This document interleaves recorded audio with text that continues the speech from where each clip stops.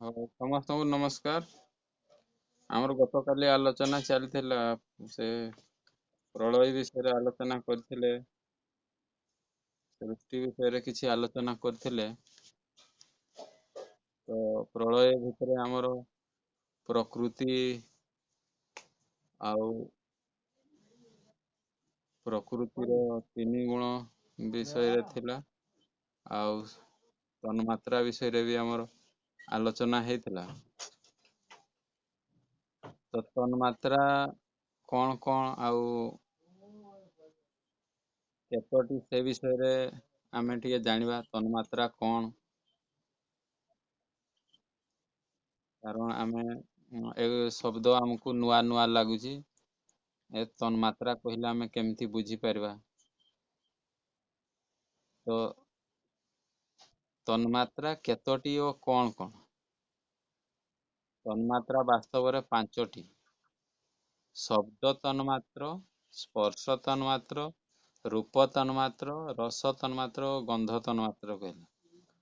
ତା ଅର୍ଥ ମାନେ ଆମେ କଣ ନା ଶବ୍ଦ ଯାହା ଠାରୁ ଉତ୍ପନ୍ନ ହୁଏ ସେ ହେଲେ ଶବ୍ଦ ତନ୍ମାତ୍ରା। ମାନେ ଯାହା ଦ୍ୱାରା ଆମେ ଶବ୍ଦକୁ ଗ୍ରହଣ କରିପାରୁଛେ। ଗ୍ରହଣ କରିପାରୁନେ, ଶବ୍ଦ ଯୋଉଠୁ ଉତ୍ପନ୍ନ ହେଲା, ସେଇପରିକା ସ୍ପର୍ଶ, ସେଇପରିକା ରୂପ, ସେଇପରିକା ରସ, ଆଉ କଣ ତା ଉପରେ ଗନ୍ଧ। ଏଇପରିକା ୟା ବିଷୟରେ ଆଗକୁ ଆମେ ଆଲୋଚନା କରିବା। ଖାଲି ଶବ୍ଦ ଗୁଡା ମନେ ରଖିଥାନ୍ତୁ। ତାପରେ ଆମେ ଜାଣିବା ଇନ୍ଦ୍ରିୟ କେତେ ପ୍ରକାର ଆଉ କଣ କଣ। ଇନ୍ଦ୍ରିୟ ଆମର ଦୁଇ ପ୍ରକାର, ଗୋଟିଏ ହେଲା ଜ୍ଞାନେନ୍ଦ୍ରିୟ ଆଉ ଗୋଟେ ହେଲା କର୍ମେନ୍ଦ୍ରିୟ। ଜ୍ଞାନେନ୍ଦ୍ରିୟ କାହାକୁ କହନ୍ତି ଓ ଏହା କେତୋଟି ଓ କଣ କଣ? ଯାହା ଦ୍ୱାରା ଜୀବାତ୍ମା ଜ୍ଞାନ ପ୍ରାପ୍ତି କରେ ତାହାକୁ ଜ୍ଞାନେନ୍ଦ୍ରିୟ କୁହାଯାଏ। ଜ୍ଞାନେନ୍ଦ୍ରିୟ ପାଞ୍ଚଟି: ଚକ୍ଷୁ, କର୍ଣ୍ଣ, ନାସିକା, ଜିହ୍ବା ଓ ତ୍ୱଚା। ଚକ୍ଷୁ ଦ୍ୱାରା ରୂପ, କର୍ଣ୍ଣ ଦ୍ୱାରା ଶବ୍ଦ, ନାକ ଦ୍ୱାରା ଗନ୍ଧ, ଜିଭ ଦ୍ୱାରା ରସ ଓ ତ୍ୱଚା ଦ୍ୱାରା ସ୍ପର୍ଶ ସମ୍ବନ୍ଧୀୟ ଜ୍ଞାନ ହୋଇଥାଏ। କର୍ମେନ୍ଦ୍ରିୟ କାହାକୁ କହନ୍ତି? ଏହାର ସଂଖ୍ୟା କେତେ ଆଉ କଣ କଣ? ଯାହା ଦ୍ୱାରା ଜୀବ କର୍ମ କରେ ତାହାକୁ କର୍ମେନ୍ଦ୍ରିୟ କହନ୍ତି। କର୍ମେନ୍ଦ୍ରିୟ ପାଞ୍ଚଟି: ବାଣୀ, ହାତ, ଗୋଡ଼, ପାୟୁ ଓ ଉପସ୍ଥ। ବାଣୀ ଦ୍ୱାରା କହିବା, ହାତ ଦ୍ୱାରା ଦେବା ନେବା, ଗୋଡ଼ ଦ୍ୱାରା ଚାଲିବା, ପାୟୁ ଦ୍ୱାରା ମଳତ୍ୟାଗ କରିବା ଓ ଉପସ୍ଥ ଦ୍ୱାରା ମୂତ୍ର ବିସର୍ଜନ ବା ସନ୍ତାନ ପ୍ରଜନନ କରିବା କାମ ହୁଏ। ଏହା ହେଉଛି କର୍ମେନ୍ଦ୍ରିୟ। ଜ୍ଞାନେନ୍ଦ୍ରିୟ ଓ କର୍ମେନ୍ଦ୍ରିୟ ଗୁଡ଼ିକ କାହାର ନିର୍ଦ୍ଦେଶରେ କାର୍ଯ୍ୟ କରନ୍ତି? ଆମର ଯୋଉ କର୍ମେନ୍ଦ୍ରିୟ ଓ ଜ୍ଞାନେନ୍ଦ୍ରିୟ ଅଛି, କାହା ନିର୍ଦ୍ଦେଶରେ କାର୍ଯ୍ୟ କରନ୍ତି? ଜ୍ଞାନେନ୍ଦ୍ରିୟ ଓ କର୍ମେନ୍ଦ୍ରିୟ ଗୁଡ଼ିକ ମନର ନିର୍ଦ୍ଦେଶରେ କାର୍ଯ୍ୟ କରନ୍ତି। ଆତ୍ମା ମନକୁ ଓ ମନ ଇନ୍ଦ୍ରିୟ ଗୁଡ଼ିକୁ ନିର୍ଦ୍ଦେଶ ଦିଏ। ଆତ୍ମା କାହାକୁ ନିର୍ଦ୍ଦେଶ ଦିଅନ୍ତି? ମନକୁ। ଆଉ ମନ ଇନ୍ଦ୍ରିୟ ମାନଙ୍କୁ ନିର୍ଦ୍ଦେଶ ଦିଅନ୍ତି। ଶରୀରରେ ମୋଟ କେତୋଟି ଇନ୍ଦ୍ରିୟ ଥାନ୍ତି? ଶରୀରରେ ମୋଟ 11ଟି ଇନ୍ଦ୍ରିୟ ଥାନ୍ତି। 5 ହେଲେ ଜ୍ଞାନେନ୍ଦ୍ରିୟ, 5 କର୍ମେନ୍ଦ୍ରିୟ ଆଉ 11 ନମ୍ବର ଇନ୍ଦ୍ରିୟ ହେଲେ ମନ। ମନ ଜ୍ଞାନେନ୍ଦ୍ରିୟ ଠାରୁ ଜ୍ଞାନ ଆଣି ଆତ୍ମାକୁ ଦିଏ ଏବଂ ଆତ୍ମାର ନିର୍ଦ୍ଦେଶରେ କର୍ମେନ୍ଦ୍ରିୟ ଗୁଡ଼ିକୁ କାର୍ଯ୍ୟରେ ଲଗାଏ। ଏଣୁ ଉଭୟ ପ୍ରକାର କାର୍ଯ୍ୟ କରୁଥିବାରୁ ମନକୁ ଉଭୟ ଇନ୍ଦ୍ରିୟ ବୋଲି ମଧ୍ୟ କୁହାଯାଏ। ତାକୁ ଜ୍ଞାନେନ୍ଦ୍ରିୟରେ ବି ସେ ଯିବ ଆଉ କର୍ମେନ୍ଦ୍ରିୟରେ ବି ଯିବ। ହେଲା, ମନ। ମହାଭୂତ କେତୋଟି ଓ କଣ କଣ? ମହାଭୂତର ନାମ ଆମେ ଶୁଣିଥିଲେ, ପଞ୍ଚମହାଭୂତ ବୋଲି। ତ ମହାଭୂତ ପାଞ୍ଚଟି। କଣ କଣ? ନା ପୃଥିବୀ, ଜଳ, ଅଗ୍ନି, ବାୟୁ ଓ ଆକାଶ। उत्पत्ति दृष्टि केते प्रकार शरीरधारी संसार रे थांती सेमानंक नाम कौन? शरीरधारी केते प्रकार जीव अछंती उत्पत्ति आधार रे ना उत्पत्ति आधार रे मुख्यतः 4 प्रकार शरीरधारी संसार रे थांती यथा अंडज जरायुज स्वदेज आउ उद्भिज ए 4 प्रकार अछंती हमर शरीरधारी। जीवात्मार कर्म करिवार साधन केते प्रकार ओ कौन कौन? जीवात्मार कर्म करिवार साधन 2 प्रकार गोटे हला आंतरिक साधन आ गोटे हला बाह्य साधन। आंतरिक साधन कौन ना मन बुद्धि अहंकार आदि। बाह्य साधन कौन ना हाथ गोड़ आखि नाक कान मुह एगुड़ा हला बाह्य साधन हला एगुड़ा बाहर अछि या द्वारा आम काम करछे कर्म करछे। आ आंतरिक साधन को कौन रहिले मन बुद्धि अहंकार रे आमे कौन सेगुड़ा रे मनन करछे बुद्धि द्वारा आमे बुद्धि प्रयोग करके कार्य करछे।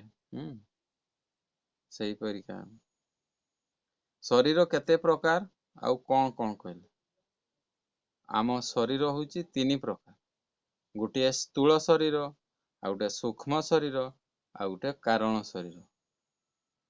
स्थूल शरीर कौन ना ଯେଉଁ शरीर पृथ्वी जल अग्नि वायु और आकाश ए 5टी महाभूतर उत्पन्न होई आखि को देखा जाउथबा शरीर को आम स्थूल शरीर कहंती।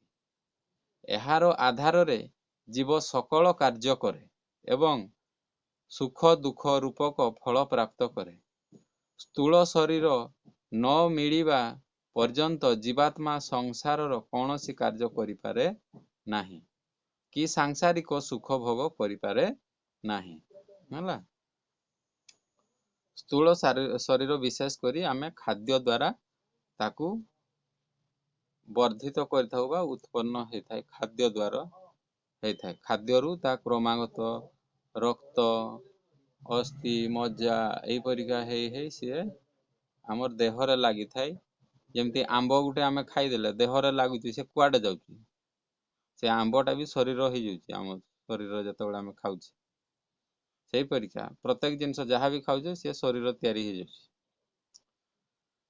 स्थूल शरीर केबे जाए जीवात्मा सह रहे जन्मरु मृत्यु जाए स्थूल शरीर जीवात्मा सह रहे।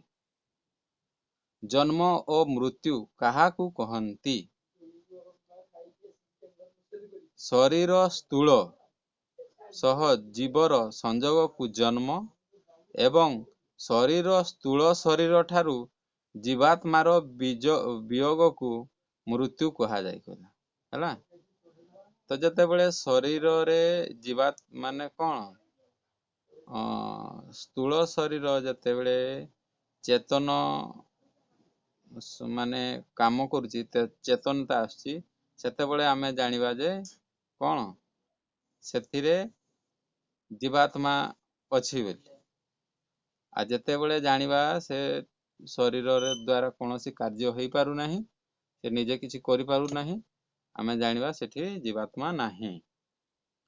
सूक्ष्म शरीर काहाकू कहंती पंच ज्ञानेन्द्रिय पंच कर्मेन्द्रिय पंच सूक्ष्म भूत मन बुद्धि और अहंकार ए 18टी तत्वर संजोग रे निर्मित तथा अदृश्य शरीर को सूक्ष्म शरीर कहा जाए। जीवर भल मंद कर्मर छाप संस्कार रूपे एथिरे अंकित होई रही थाए। कौन मृत्यु परे सूक्ष्म शरीर भी जीवात्मा ठारू अलगा हो जाए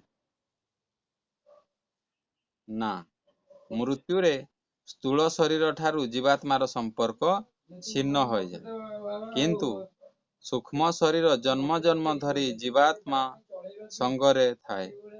जीवात्मा मुक्ति प्राप्त कले किंबा संसारर प्रलय हेले जाई सूक्ष्म शरीर जीवात्मा ठू अलगा हुए हैला।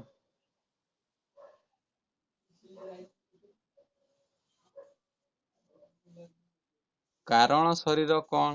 ଆମେ ତିନି ପ୍ରକାର ଶରୀର କଥା କହିଥିଲେ, ସ୍ଥୂଳ ଶରୀର ଆଉ ସୂକ୍ଷ୍ମ ଶରୀର ଆଉ କାରଣ ଶରୀର। ହେଲା, ସେମାନେ ଆକ୍ସେପ୍ଟ କଲେ ହେବ, ତାଙ୍କଠି ମେସେଜ ଯାଇଥିବ। ଯାଇଥିବ, ମେସେଜ ଯାଇଛି, ପଠେଇଛି। ହ୍ୱାଟ୍ସଆପ କୁ ଯାଉ, ସେଠି ହ୍ୱାଟ୍ସଆପ କି ଏମିତି ବି ମେସେଜ ଯାଇଥାଇପାରେ। ତ କାରଣ ଶରୀର କଣ? ନା ସତ୍ୱ, ରଜ ଓ ତମ ଏ ତିନୋଟି ତତ୍ୱର ସମନ୍ୱିତ ରୂପ ମୂଳ ପ୍ରକୃତିରୁ କାରଣ ଶରୀର ହୋଇଥାଏ। ସକଳ ଜୀବଙ୍କ କାରଣ ଶରୀର ଏକ ହିଁ ଅଟେ। ଆମ ସମସ୍ତଙ୍କ କାରଣ ଶରୀର ଗୋଟିଏ। ହେଲା, ଗୋଟିଏ କହିଲେ କଣ? ସତ୍ୱ, ରଜ ଆଉ ତମ ଏଇ ତିନୋଟି ଜିନିଷ। ତ ଆଗକୁ ଜାଣିବା ଆମେ ସତ୍ୱ, ରଜ, ତମ କଣ, ଧୀରେ ଧୀରେ ଆମେ ଜାଣିବା। କଣ? କାରଣ ଶରୀର ଭଳି ସମସ୍ତ ଜୀବଙ୍କ ସୂକ୍ଷ୍ମ ଓ ସ୍ଥୂଳ ଶରୀର ବି ଏକ ହିଁ ଅଟେ? ନା, ସମସ୍ତ ଜୀବଙ୍କୁ ପୃଥକ ପୃଥକ ଗୋଟିଏ ଲେଖାଏଁ ସ୍ଥୂଳ ଓ ସୂକ୍ଷ୍ମ ଶରୀର ଦିଆଯାଇଥାଏ। ହେଲା, କଣ କହିଲେ? କାରଣ ଶରୀର ଭଳି ସମସ୍ତ ଜୀବଙ୍କ ସ୍ଥୂଳ ଓ ସୂକ୍ଷ୍ମ ଶରୀର ବି ଏକ ହିଁ ଅଟେ କି ବୋଲି ପ୍ରଶ୍ନ ଅଛି। ତ ବାସ୍ତବରେ କଣ? ନା, ସମସ୍ତ ଜୀବଙ୍କୁ ପୃଥକ ପୃଥକ ଗୋଟିଏ ଲେଖାଏଁ ସ୍ଥୂଳ ଓ ସୂକ୍ଷ୍ମ ଶରୀର ଦିଆହେଇଥାଏ। ହେଲା, କିନ୍ତୁ କାରଣ ଶରୀର ଗୋଟିଏ ରହିବ। ହେଲା, ତ କାରଣ ଶରୀର କଣ? ଆଗକୁ ବହୁତ ଭିତର ଗୂଢ ରହସ୍ୟ ଆମେ ଜାଣିବା। ଆଉ ଏ ବିଷୟରେ ଚର୍ଚ୍ଚା କରିବା। ଅନ୍ତଃକରଣ କାହାକୁ କହନ୍ତି ଓ କଣ କଣ? କରଣର ଅର୍ଥ କର୍ମ କରିବାର ସାଧନ। ଜୀବାତ୍ମାର କର୍ମ କରିବାର ଆନ୍ତରିକ ସାଧନକୁ ଅନ୍ତଃକରଣ କହନ୍ତି। ଅନ୍ତଃକରଣ ଚାରିଟି। କଣ କଣ? ନା ମନ, ବୁଦ୍ଧି, ଚିତ୍ତ ଓ ଅହଙ୍କାର। ଏମାନଙ୍କୁ ଆମେ ଅନ୍ତଃକରଣ ବୋଲି କହିଥାଉ। ମନ ଜଡ଼ ନା ଚେତନ? ମନ ଏକ ଜଡ଼ ପଦାର୍ଥ, ଚେତନ ନୁହେଁ, କାରଣ ଏହା ଜଡ଼ ପ୍ରକୃତିରୁ ନିର୍ମିତ। ମନ ନିଜେ ଗତି କରେ ନା ଅନ୍ୟ ଦ୍ୱାରା ପରିଚାଳିତ ହୁଏ?